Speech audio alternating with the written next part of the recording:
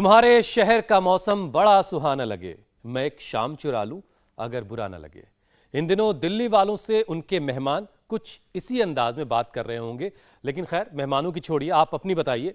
गर्मी में सर्दी का मजा तो जरूर ले रहे होंगे आप। भाई मौसम ने जो ये गजब की करवट ली है ना, मई की पहली तारीख को इतना कम तापमान शायद ही कभी रहा हो। दिल्ली एनसीआर में नॉर्मल से 10 डिग्री सेल्सियस टेम्परेचर नीचे जा चुका है। पूरे उत्तर भारत में भी अगले 3 दिन बारिश का भी अनुमान जताया है। तो फिर लू तपिश और उससे दूर कुछ दिन खुशनुमा सा मौसम है, उसी का मजा लीजिए। जब आपने पहली 2 लाइन कही तो मेरा मन कहा कि मैं ये कह दूं, ये तेरा घर ये मेरा घर, ये तेरा शहर ये मेरा शहर, और मौसम जहां देखो वहां सुहाना है, तो चुराने की कोई बात ही नहीं है। प्लेजेंट वेदर नहीं है हुसैन। सांस लेने में जिन लोगों को दिक्कत है उनके लिए ये बोनस भी है, क्योंकि हवा साफ है और इस साल इन 4 महीनों में 52 दिन दिल्ली एनसीआर वालों को शुद्ध हवा मिली है। आंकड़ा आपके सामने रख रहे हैं, जबकि इसी पीरियड में आखिरी बार 2020 में 78 दिन लोगों ने साफ हवा में सांस ली थी। मौसम मुफीद, साफ हवा ऐसे ही मिलते रहे तो फिर आधी बीमारी तो वैसे ही आपसे दूर भाग जाएगी, लेकिन ये मुमकिन है ही नहीं। ये तो कुछ दिनों की बात है, क्योंकि CSC यानी centre for science and environment की रिपोर्ट के मुताबिक एयर पोल्यूशन की वजह से लोगों की उम्र करीब 5 साल तक कम हो रही है, घट रही है। ये ठीक बात है, भले ही मौसम अभी सुहाना लगे, लेकिन आने वाले दिनों में गर्मी तो बढ़ेगी, उमस भी होगी, धूल भरी हवा और आंधी भी चलेगी। पोलन तो वैसे ही वातावरण में है, जो सांस के मरीजों के लिए मुश्किलों को कई गुना बढ़ा देते हैं। दरअसल अचानक टेम्परेचर चेंज से एलर्जी ट्रिगर होती है, जिससे सांस की नली में स्वेलिंग आ जाती है, सूजन आ जाती है, और नमी और पोलन से रेस्पिरेटरी ट्रैक ब्लॉक सा हो जाता है, जो अस्थमा पेशेंट्स के लिए काफी परेशान करने वाला होता है। हेल्थ एक्सपर्ट्स की अगर हम माने तो इस मौसम में 30% तक दमा के मरीज बढ़ जाते हैं। पहले ही दुनिया के 10% एस्टमैटिक अकेले भारत में है। उसमें भी डरने वाली बात यह है कि इनमें से 15% 5 से 11 साल के छोटे बच्चे हैं। और अब इसके लिए तो योग और प्राणायाम से बेहतर कोई उपाय नजर नहीं आता। वैसे भी आज वर्ल्ड अस्थमा डे है, तो चलिए लंग्स और रेस्पिरेटरी ट्रैक को हेल्दी बनाने के जो उपाय हैं वो आज हम स्वामी जी से जानेंगे। शंखनाद हो चुका है। स्वामी जी प्रणाम, बहुत बहुत स्वागत है आपका।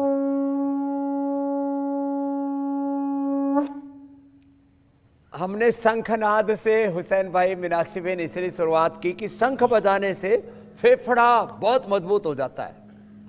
और साथ में ये जो हमारी बहन जी है, ये मुलेठी, गाय का घी, त्रिकटू, काकड़ा सिंगी, ये बहुत जबरदस्त द्रव्य है। उनका नाक से जो नस्से करा रहे हैं, धूम नस्से है, फिर अणु तेल से नस्से कराते हैं, एक इधर ये दिव्य धारा डाल करके और स्वासारी क्वाथ से ये वाष्प लेते हैं, स्टीम लेते हैं, बड़ा जबरदस्त इसका असर होता है। इधर बाबूजी के छाती पर ये लगा रहे हैं हल्दी, अदरक, लहसुन, प्याज, यूकेलिप्टस, दिव्य धारा और मिला देते हैं और फिर इसकी लपेट लगा देते हैं। अभी लगाएंगे लपेट। ऐसे पतंजलि बाम की लपेट लगाते थे। पतंजलि बाम, इसकी लपेट लगाने से लगाओ पूरा, हाँ, तो इससे एकदम फेफड़े की श्वास नली पूरी खुल जाती है। ये तो कंटिन्यू आस्था और इंडिया टीवी देख देख के क्या ठीक किया बेटा, खड़ी हो।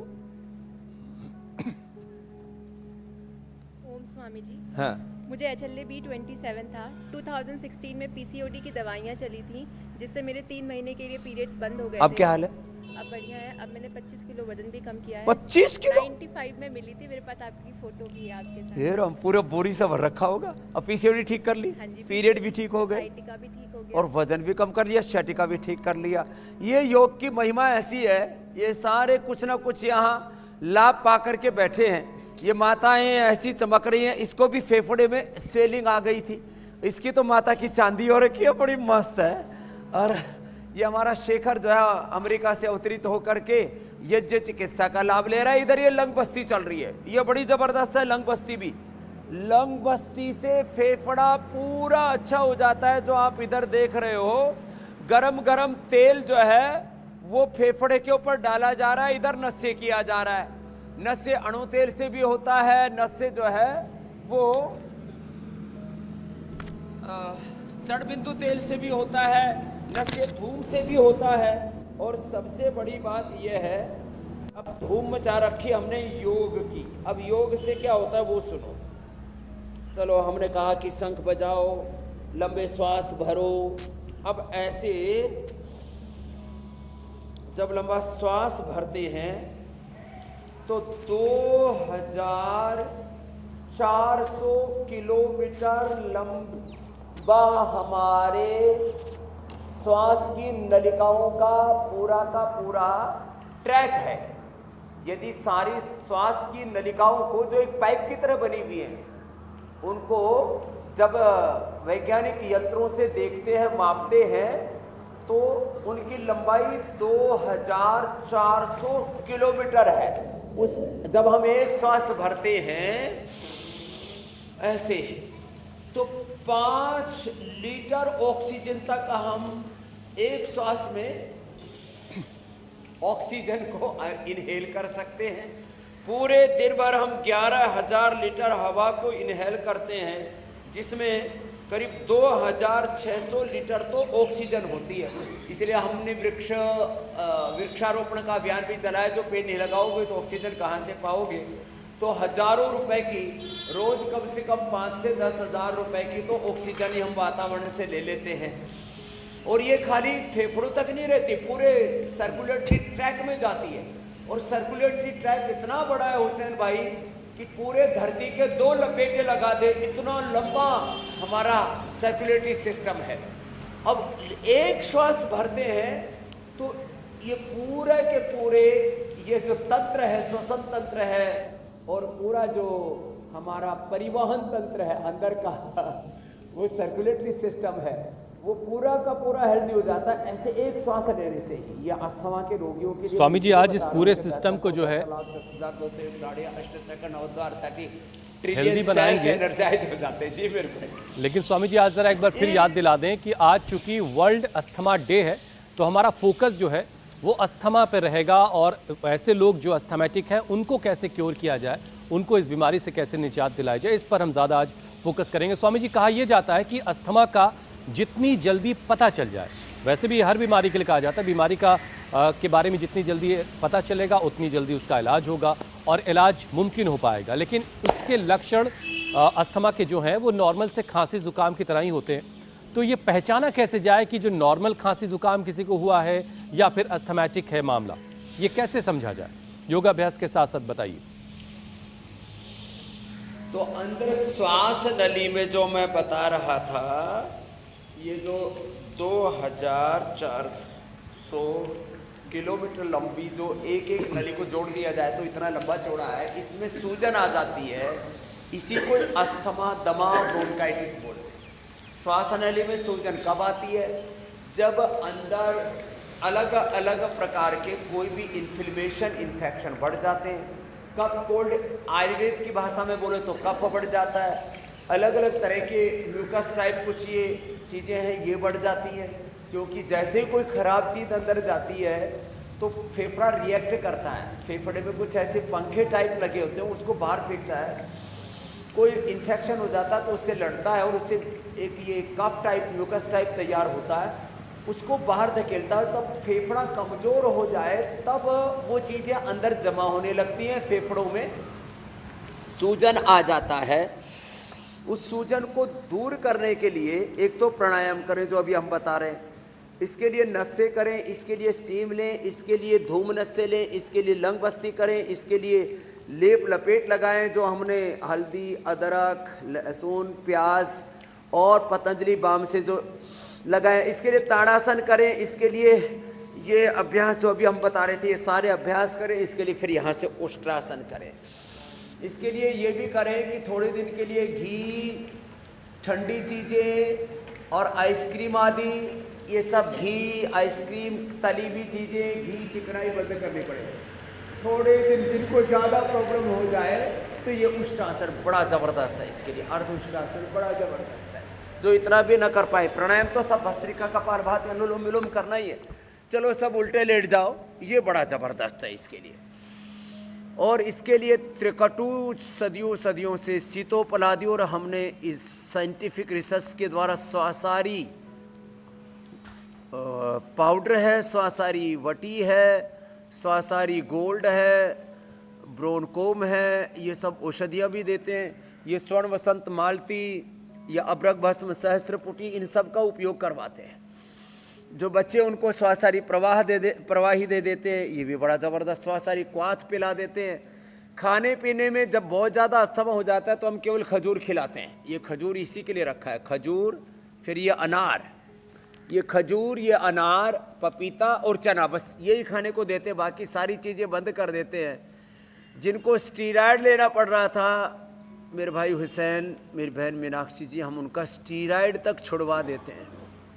खाली पेट, थोड़ा कफ कोल्ड होने पर, एक ज़्यादा होने पर ये स्वासारी वटी या ये ब्रोनकोम या ये स्वासारी गोल्ड, और दिन में स्वासारी ये भी पिला देते हैं, प्रवाही भी, और एक काढ़ा भी दे देते हैं जो बना करके पी सके। तो इसी का पानी पिलाते हैं, नॉर्मल पानी बंद करवा देते हैं। इसी को ही 50 ग्राम लेकर के 4 किलो पानी में, 4 लीटर पानी में उबाल लिया, 1 लीटर बच जाए तब छान के रख लिया, थोड़ा थोड़ा करके पिला देते हैं। एक ही दिन में सारी चीज़ें कंट्रोल, फास्ट डे। अच्छा स्वामी जी, आजकल जिधर भी सुनो हर तीसरे चौथे शख्स को सुनाई दे रहा है कि वायरल हो गया है। अच्छा, इस वायरल में खांसी भी लोगों को बहुत परेशान कर रही है, और ये खांसी 2-4 दिनों में नहीं जा रही है, 10 से 15 दिन ले रही लोगों में ठीक होने में। तो एक तो ये कि इसकी क्या वजह है, और इस जिद्दी खांसी से बचने का उपाय क्या क्या है, और ये क्या अस्थमैटिक होने की तरफ भी कुछ इसमें इशारा रहता है, उससे भी बचना है? ही बीमारी है मेरे भाई। जब आपका रेस्पिरेटरी ट्रैक, जो हमारे फेफड़े की कोशिकाएं ना, उसको अल्वोलाइज बोलते हैं, ब्रेन की कोशिकाओं को न्यूरॉन्स बोलते हैं, किडनी की कोशिकाओं को नेफ्रॉन्स बोलते हैं। तो ये जब अंदर से कमज़ोर हो जाती है किडनी, तो वो खराब चीज़ों को अंदर इकट्ठा कर लेती है। जब अंदर से फेफड़े के अल्वोलाइज कमज़ोर हो जाते हैं तो जो गंदगी है वो बाहर नहीं निकाल पाती, अंदर ही रहती है।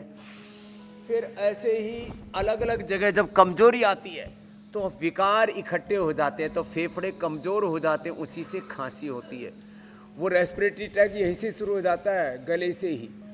गले में दिक्कत आई तो खांसी भी, अंदर आए तो बलगम हुआ, फिर फेफड़े सिकुड़ने लगते हैं। आम आदमी के 25% ही फेफड़े काम करते हैं। ये तो हमारे जैसे योग करने वालों के 80-90% काम करते हैं, क्योंकि धरती ने हमारे साथ भी, धरती पर कुछ बुरे लोगों ने इतना पोल्यूशन फैला रखा है। वो इंडस्ट्रियल धुआं है, वह व्हीकल्स का धुआं है, बीड़ी सिगरेट वाले भी धुआं छोड़ते ही रहते, मानते कहाँ हैं। तो कुछ पड़ोसी इतने मेहरबान हैं, वो इतना पोल्यूशन फैलाते हैं, वो सब भी हमारे फेफड़ों पर भी असर करता है। लेकिन जो योग करेगा, और ये कंठामृत इसके लिए ज़बरदस्त है खांसी के लिए। कंठामृत, लवंगादि, खजरादि, ये परंपरागत औषधियाँ हैं। और घर में लौंग, काली मिर्च, मिश्री, मुलेठी, ये सब इसलिए मैंने आज सामने रखी हुई। इनको चूस लो, अदरक का थोड़ा टुकड़ा डाल के मुंह में चूस लो। ये जो है आज हमने जो बताया है, काकड़ा सिंगी, इसका भी छोटा टुकड़ा, या दालचीनी का टुकड़ा। और एक बात मैंने कई बार बताई, फिर से दोहरा देता हूँ। 100 ग्राम बादाम, 100 ग्राम बादाम, 50 ग्राम मिश्री, 20-25 ग्राम काली मिर्च, इनका पाउडर बना करके रख लेते हैं। 100 ग्राम बादाम, 20-25 ग्राम काली मिर्च, 50 ग्राम मिश्री, और इसको 1 चम्मच खिला देते हैं। कितना ही कफ, कोल्ड, सर्दी, जुकाम, बुखार, ये खांसी हो, एकदम ठीक हो जाती है। वैसे मुलेठी, काली मिर्च, हल्दी, अदरक, दालचीनी, ये घरेलू चीज़ें हैं जो मुंह में चूसने से खांसी ठीक हो जाती है। हमने कल परसों भी बताया था, हल्दी, अदरक, तुलसी, हल्दी, अदरक, तुलसी, अब तो गिलोय भी कुछ लोगों ने घर में लगा लिया। हल्दी, अदरक, तुलसी, गिलोय, इनको कूट के रस निकाल लो थोड़ा इसमें, और फिर गर्म कर लो थोड़ा उसको। गुनगुने में थोड़ा शहद मिला करके धीरे धीरे धीरे धीरे उसको थोड़ा पी लो। कफ, कोल्ड, खांसी एकदम से ठीक हो जाती है। बस खट्टी चीज़ें नहीं खाना, इसका ध्यान रखना है। और मैं इसका लाइव एग्जाम्पल हूँ आपके सामने। भगवान की कृपा से आज तक एक बार भी इसके लपेटे चपेटे में नहीं आया, कभी थोड़ी बहुत हुई भी तो तुरंत कंठामृत मुंह में डाल ये तो स्वामी जी देखिए अपने आप में शोध का विषय तो है। ये भुजंगासन ज्यादा करें। इस पर साइंटिस्ट रिसर्च करेंगे कि आपको आखिर क्यों नहीं हुआ और कैसे नहीं हुआ, और इतना ज़बरदस्त सिस्टम आपने कैसे अपना बना रखा। लेकिन स्वामी जी देखिए मौसम भी बड़ा ज़बरदस्त हो रखा। आप भी आज इंडोर कर रहे हैं योगाभ्यास, और यहाँ दिल्ली एनसीआर ही क्यों, पूरे उत्तर भारत का मौसम इस वक्त बहुत सुहाना बाहर है। बरसात हो रही है। हाँ, लेकिन स्वामी जी ये मौसम सुहाना सबके लिए नहीं है। वो लोग जिनको अस्थमा की दिक्कत है उनके लिए मौसम बड़ा ख़तरनाक है। और कहा तो ये जाता है कि जब तक दम तब तक दमा, क्योर ही नहीं हो सकता ये अस्थमा की जो बीमारी है। तो क्या वाकई अस्थमा की बीमारी ख़त्म नहीं होती है? क्या हमेशा अस्थमैटिक लोगों को अपने साथ इन्हेलर का बोझ लेकर घूमना पड़ेगा या कोई रास्ता है? इनहेलर में तो मेरे भाई हुसैन जी स्टीरॉयड देते हैं। वो इनहेलर थोड़े दिनों में आपकी आंखों को ले बैठते हैं, वो पेनक्रियाज को ले बैठते हैं, डायबिटीज़ की सौगात मिलती है आपको, आपकी हड्डियां खराब हो जाती है, पूरा शरीर में मोटापा हो जाता है, इम्यूनिटी लो हो जाती है स्टीरॉयड के प्रयोग से। और ये जितने भी आजकल कर रहे हैं, ये तो बड़ा अच्छा वाला इनहेलर है, जितना अच्छे वाला बोला जा रहा है उतना ही उसमें ज़्यादा स्टीरॉयड है। हमने स्टीरॉयड की कंपेरेटिव ये जो स्वासारी वटी, स्वासारी गोल्ड, ब्रोनकोम मैं बता रहा हूँ, एक हमने ट्रायल किया ना, एनिमल ट्रायल, चूहों को कुछ को हमने स्टीरॉयड दिया और कुछ को हमने स्वासारी वटी, स्वासारी पाउडर, स्वासारी गोल्ड दे करके देखा, ब्रोनकोम देखा, सबके ऊपर ये पिछले 5 वर्षों के रिसर्च का निष्कर्ष बता रहा हूँ, स्टीरॉयड से ज़्यादा इनका असर है। तो चाहे आप खाली पेट स्वासारी वटी ले लीजिए, स्वासारी गोल्ड ले लीजिए, खाने के बाद ब्रोनकोम ले लीजिए, और 2 से लेकर के 4 गोली तक दे देते हैं। और मैंने कहा थोड़े दिनों तक खजूर कल्प हम करवा देते हैं। डायबिटीज वालों को 1-2 से ज़्यादा खजूर नहीं देते, उनको चना, पपीता, थोड़ा अनार भी ऐसे ही 25-50 ग्राम ही देते, ज़्यादा नहीं देते, और इससे पूरे ठीक हो जाते हैं।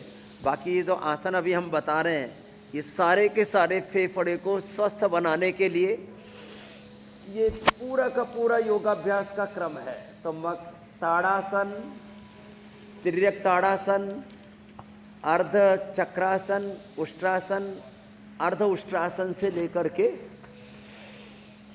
और ये मर्कटासन से तो बंद और गोमुखासन तक, ये पूरा जो क्रम है, इसमें से 5-7 आसन कर लें और प्राणायाम कर लें।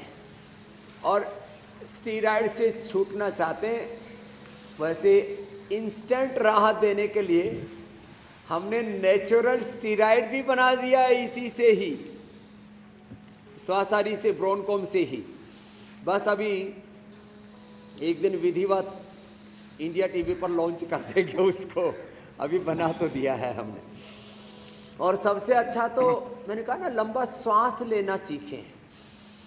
लंबा श्वास ले लिया, उसी से ही पूरे अंदर की फेफड़े की सूजन खत्म हो जाती है।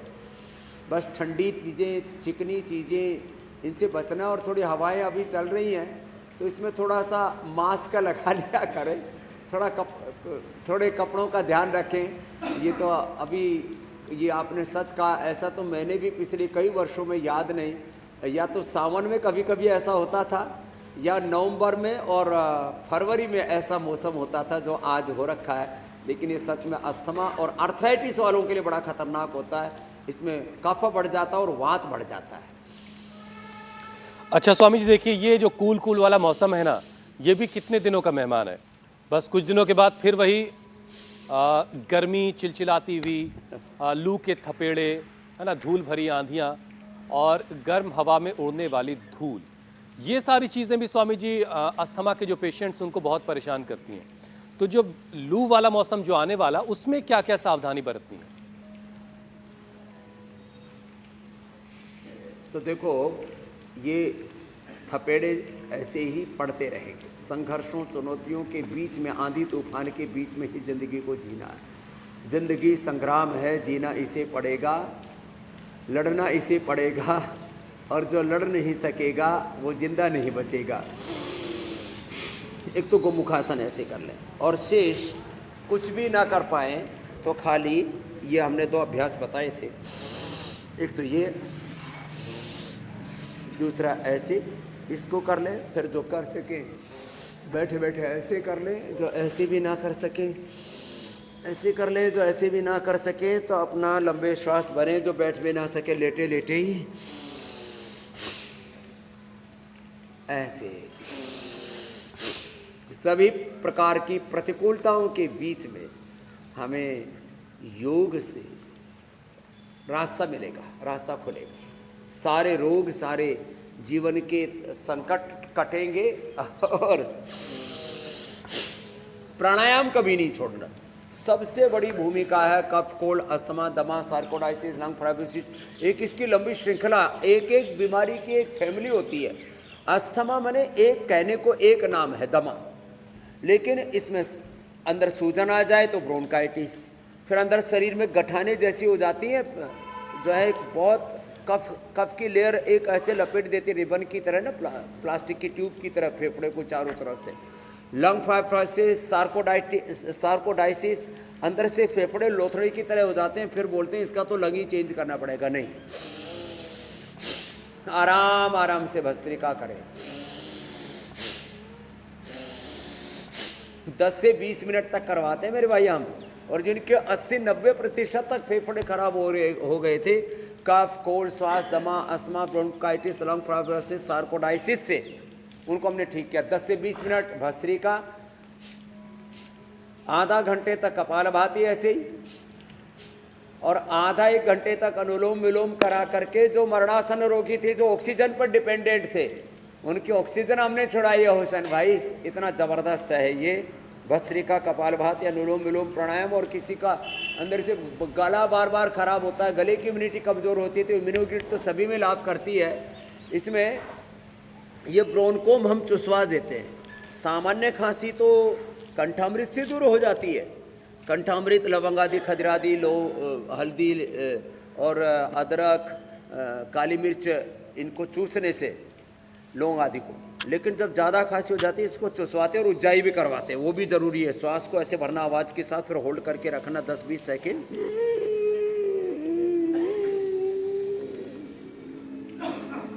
स्वामी जी, एक और विषय शामिल कर लेते हैं। और दाएं को बंद करके बाएं से छोड़ना, जरूर जरूर। और ये पॉइंट दबाना गले के लिए, थायराइड के लिए, और ये लंग के लिए, ये गले के लिए, ये लंग के लिए। जी मेरी बहन। स्वामी जी, हेल्थ एक्सपर्ट ये कहते हैं कि गर्मी के मौसम में अस्थमा के मरीज की संख्या 30% तक बढ़ जाती है। ऐसे में जो सांस के मरीज नहीं हैं, उन्हें क्या प्रिकॉशन अपनाना चाहिए जिससे कि वो एस्थमेटिक होने से बचें? दरअसल ये सवाल प्री एस्थमेटिक लोगों के लिए है।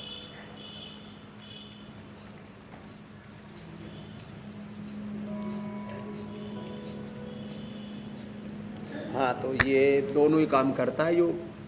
प्राइमरी प्रिवेंशन, सेकेंडरी प्रिवेंशन, बीमारियों का कंट्रोल, उनका क्योर, एक्यूट मैनेजमेंट तक करता है, रिहेबिलिटेशन, पलिएशन, सस्टेनेबल हेल्थ, पूरा का पूरा जो तंत्र है ना योग का, वो हमें कंप्लीट हेल्थ, सर्वांगीण स्वास्थ्य देता है। तो देखो, अस्थमा दमा वालों की तो मुसीबत ही है, बरसात में मुसीबत, ठंड में मुसीबत, ठंड में फेफड़े सिकुड़ जाते हैं। ऐसे ही जब गर्मी आती है तो धूल, धुआं, आंधी तूफान, उसमें वैसे जो जिसको कहते हैं ना सूखी गर्मी, वो तो अस्थमा वालों के लिए और आर्थराइटिस वालों के लिए हीलिंग का काम करती है। लेकिन जब आंधी तूफान के साथ ये गर्मी होती है तब दिक्कत आती है। तो जो भी हो कारण, रोज स्वस्थ व्यक्ति को भी 5 minute bhastrika, 10 minute kapalbhati, 10 minute anulom vilom, 5 बार उज्जाई, ये करना ही है। और ये पॉइंट दबा लेना 1-2 मिनट कपालभाति करते करते, 2-2 मिनट दोनों हाथों में, दोनों पैरों में, तो कफ कोल्ड नहीं होगा। दोनों हाथों में, यहाँ दोनों अंगुलियों के नीचे, यहाँ या अस्थमा का पॉइंट है, यहाँ पर ये। और बिना अस्थमा के भी, बिना कफ कोल्ड के, बिना दमा के भी 2-2 गोली ऐसे ही खाते रहे। जिनके फेफड़े कमजोर हैं ना, उनको 2 गोली रोज सुबह उठते ही खा लेनी चाहिए, श्वासारी की या ब्रोंकोम की, तो फिर जिंदगी में प्रॉब्लम ही नहीं आएगी।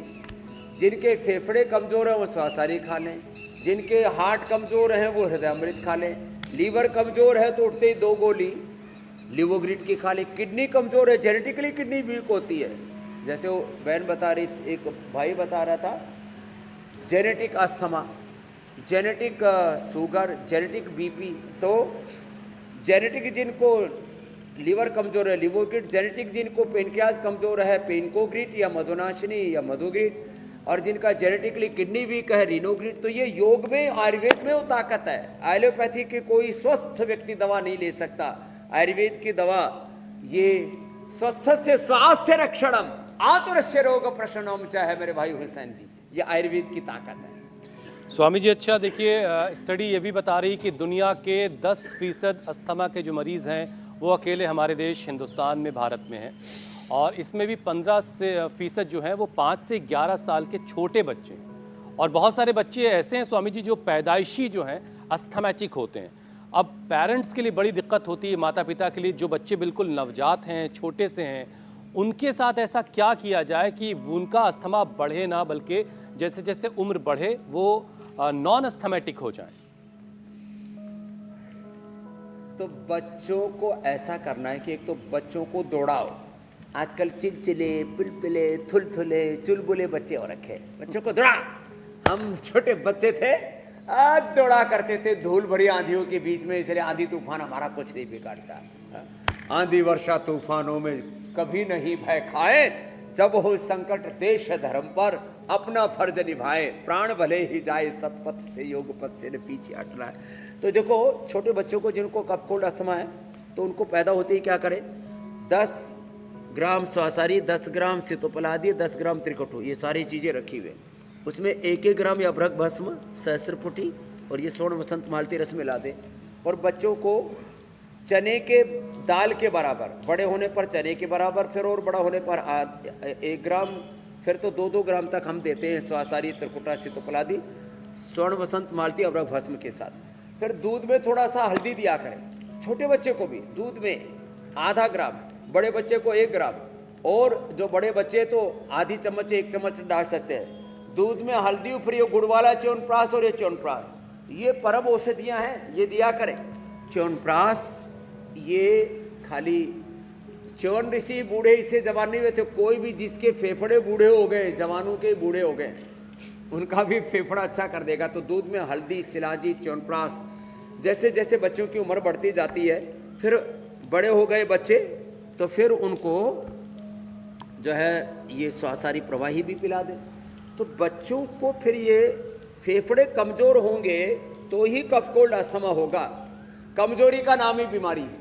फेफड़े की कमजोरी को अस्थमा कहते हैं, पेनक्रियाज की कमजोरी को डायबिटीज़ कहते हैं, लिवर की कमजोरी को लिवर सिरोसिस, हेपेटाइटिस और फैटी लिवर आदि बीमारियों के नाम हैं। जहाँ कमजोरी है वहीं बीमारी है। ठाड़े आदमी को बीमारी क्या बिगाड़ेगी, ठाड़े आदमी का मौसम क्या बिगाड़ेगा, ठाड़े आदमी का जो है ये सर्दी गर्मी क्या बिगाड़ेंगे। इसलिए मैं कहता हूँ रोज ये योगिक जोगिंग के कम से कम 2 पोज करो, ये और ये, रोज कम से कम 10 बार जो है सूर्य नमस्कार करो।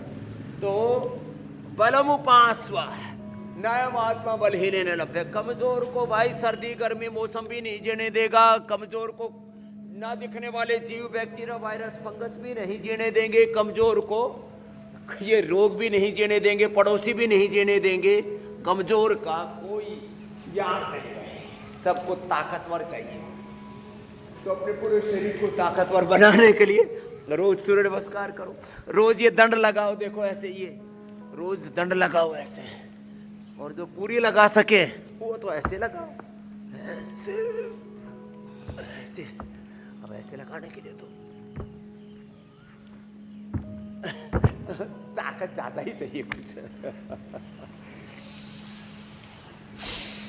और कोई विषय छूट गया हो तो ले लो मेरे भाई।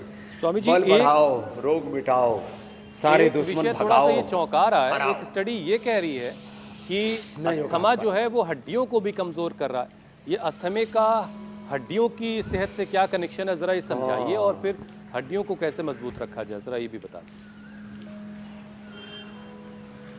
देखो जब मैंने बोला ना ये जो रेस्पिरेटरी ट्रैक है, बड़ा लंबा चौड़ा है, 2400 किलोमीटर लंबी ये हमारी श्वास नलिकाएं हैं टोटल। यदि एक दूसरे के साथ ज्वाइंट कर दी जाए, जब उनको ऑक्सीजन नहीं मिलेगा तो इसका जो है पूरे शरीर पर ही असर पड़ेगा। सबसे ज़्यादा असर पड़ेगा, ऑक्सीजन पूरा नहीं मिला तो हड्डियाँ कमज़ोर हो गई।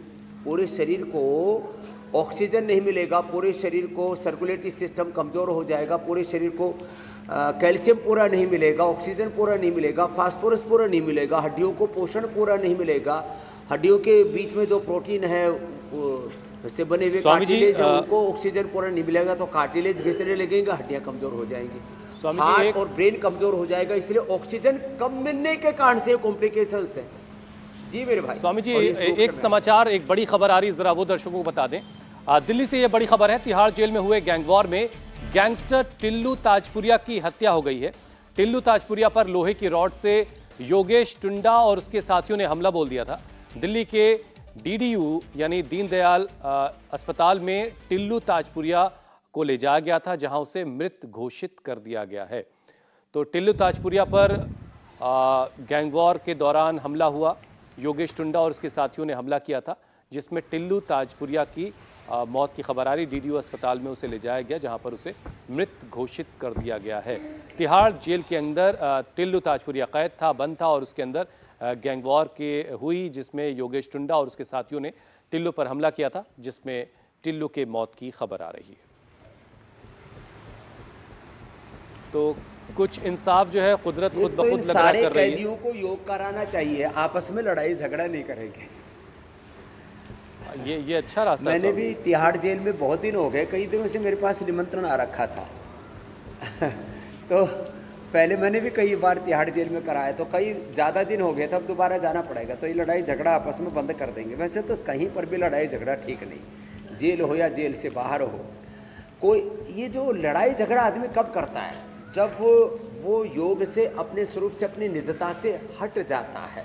सारे समाज में लड़ाई झगड़े, हिंसा, बैर और युद्ध तक क्यों होता है? जब योग से दूर होंगे तो युद्ध होगा, लड़ाई झगड़ा होगा, खून खराबा होगा, रोग होंगे, दुख आएगा, दारिद्र्य आएगा। जो योग और कर्मयोग के मार्ग पर चलेगा उसके जीवन में रोग, दुख, दारिद्र्य, नैराश्य, कुंठाएं, ये अलग अलग प्रकार की आर्थिक दरिद्रता, वैचारिक भावनात्मक दरिद्रता, ये सब इसीलिए सारा दिवालियापन है कि हम योग से दूर हो गए। तो आपने जो हड्डियों के लिए पूछा था, तो वापस योग की तरफ सबको लौटाना ही पड़ेगा, जोड़ना बिल्कुल पड़ेगा। बिल्कुल। तो और हड्डियों के लिए बड़े अच्छे सूक्ष्म व्यायाम और प्राणायाम, और हड्डियों के लिए दूध में हल्दी, शिलाजीत लेने, और खाली पेट पेडारिल गोल्ड खाने के बाद ऑर्थोग्रेट या न्यूट्रीला ऑर्थो केयर ले लें, तो हड्डियाँ बहुत मजबूत हो जाती हैं, एकदम फौलादी हो जाती हैं। वैसे सासारी जो देते हैं ना, इसमें 5% कैल्शियम होता है, तो कफ कोल्ड के साथ हड्डियों को भी मजबूत कर देता है। मेरे भाई, आपके सारे प्रश्नों का उत्तर दे दिया। अब तो प्रश्नकाल भी शुरू हो गया। बिल्कुल, प्रश्नकाल का वक्त हो गया, इसीलिए मैं आपसे 935005 वाले प्रतीक्षा कर रहे हैं। तो जी जी जी जी स्वामी जी, अब सवालों का सिलसिला शुरू कर लेते हैं, क्योंकि दिन ब दिन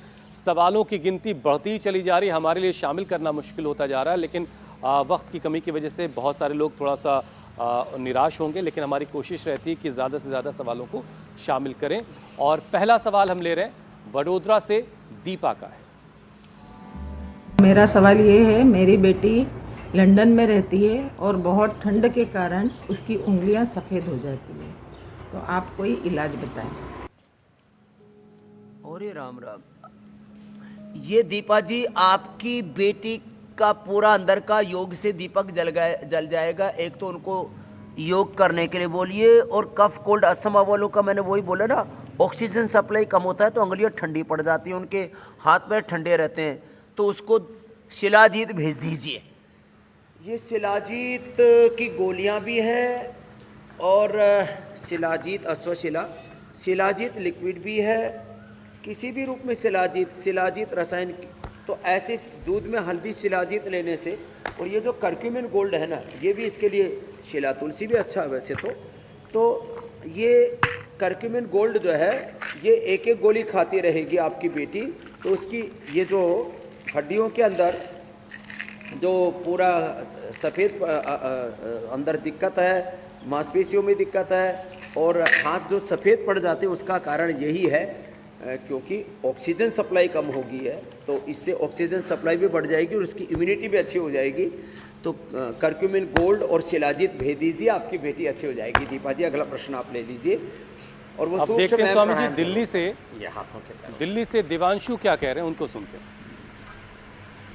मुझे आपसे पूछना था सर, मेरी टांगों में दर्द काफ़ी रहता है। तो सर मेरी उम्र भी 26 साल है और मेरी टांगों में दर्द काफ़ी रहता है, तो इसका सर कुछ इलाज है तो बताओ सर, मैं दवाई खा के थक गया मैं।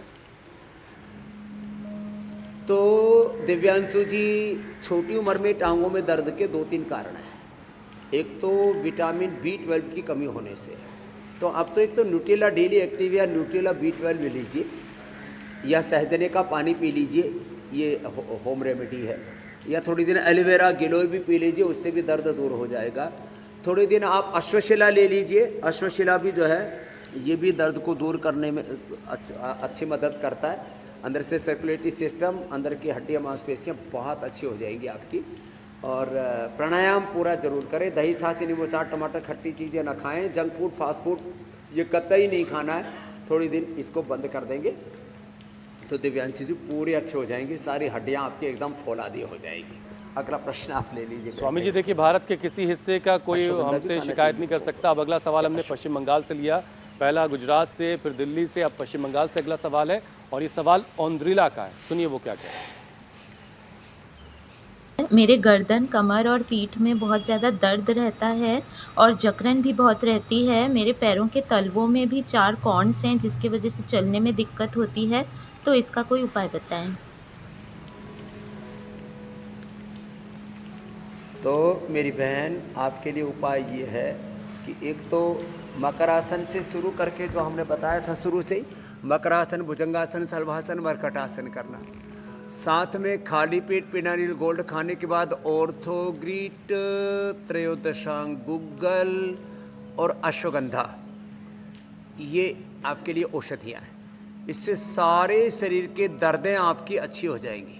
मकरासन, भुजंगासन, शलभासन और मरकटासन, ये योगाभ्यास आप एक एक अभ्यास को 5-5 मिनट तक करते रहना, पूरे दर्द गायब हो जाएंगे। फिर आप भी जैसे ज्योत्सना अलग अलग पोस्चर्स करती भी आनंद मना रही है, ऐसे आप भी आनंद मनाएंगे और ये सारे